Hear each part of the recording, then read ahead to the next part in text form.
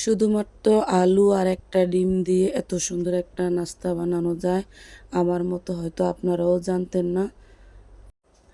একবার এই Chinese potato স্টিকটা উম, অবশ্যই বানাবেন, খেতে খুবই মজা হয়। আমি এখানে 3টা আলু নিছি, আলুটা সুন্দর করে খোসা ছাড়াই নিছি, নিয়ে আমি আলুগুলোকে এইভাবে কিউব করে কেটে নিব।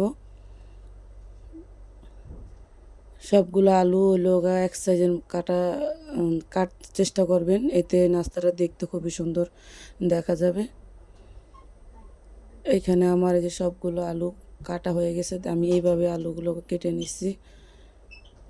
পরে আমি আলুগুলোকে এইভাবে এখানে আমি কিছু শাসলিকের কাঠি নিয়ে নিছি, শাসলিকের কাঠির ভিতরে আলুগুলোকে আমি একদম গেঁথে নিব। দেখতেই পাচ্ছেন আমি কিভাবে আলুগুলোকে গেঁথে নিচ্ছি। এভাবে সবগুলো আলু সুন্দরভাবে শাসলিকের কাঠের ভিতরে গেঁথে নেবেন। আমার আলুগুলো গাঁথা হয়ে গেলে আমি এখানে চুলায় প্যান বসায় এখানে আমি কিছুটা পরিমাণ পানি দিয়ে দিছি।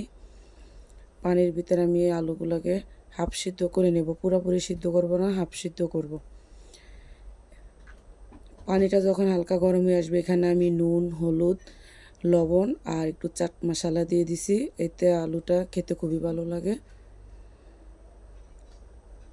মশলাটা দিয়ে আমি সুন্দর করে আলুর সাথে মশলাটা সুন্দরভাবে মিশিয়ে নিচ্ছি, নিয়ে আমি আলুটাকে হাফ সিদ্ধ করে নেব।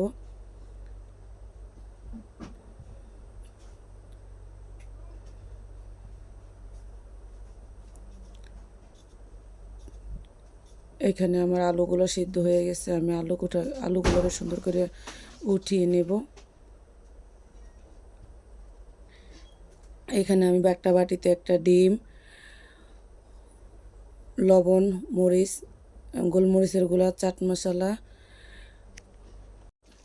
সয়া সস আর টমেটো সস দিয়ে সুন্দরভাবে এটাকে আমি সবগুলো উপকরণ আমি সুন্দরভাবে মিশিয়ে নিয়ে এখানে আমি দিয়ে দেব পরিমাণ মতো ময়দা আর অল্প অল্প করে পানি দিয়ে একটা বেটার বানিয়ে নেব। বেটারটা আপনারা দেখলেই বুঝতে পারবেন যে কীরকম হয়েছে, যে এটা তো বলে বোঝানো যাবে না, বেশি ঘন না আর একদমও পাতলা না। পরে এখানে আমি আলুর যে স্টিকটা এটা নিয়ে আমি সব আলুর গায়ে সুন্দর করে বেটারগুলো আমি ঠিক লাগিয়ে নেব। আমার বেটারগুলো লাগানো হয়ে গেলে আমি এখানে কিছু ব্রেড ক্রাম্ব নিচ্ছি, ব্রেড ক্রাম্বের ভিতরে আলুটাকে সুন্দরভাবে আমি নাস্তাগুলোকে কোট করে নেব। একদম চাপা চাপা কোট করে নিতে হবে, সব দিকে একদম গুঁড়া গুঁড়া এটাকে কোট করে নিতে হবে। এখানে আমার সবগুলো নাস্তা বানানো হয়ে গেছে। আমি এখানে চুলা প্যান বসায় পরিমাণ মতো তেল দিয়ে আমি নাস্তাটাকে সুন্দরভাবে ভেজে নেব। এই আলুটা আগে থেকে সিদ্ধ করা, বেশি সময় লাগবে না, তাও আমি একটু লাল লাল করে ফ্রাই করছি। লাল লাল করে ফ্রাই করলে দেখতে সুন্দর লাগে। আপনারা চাইলে আর একটু কম ফ্রাই করতে পারেন।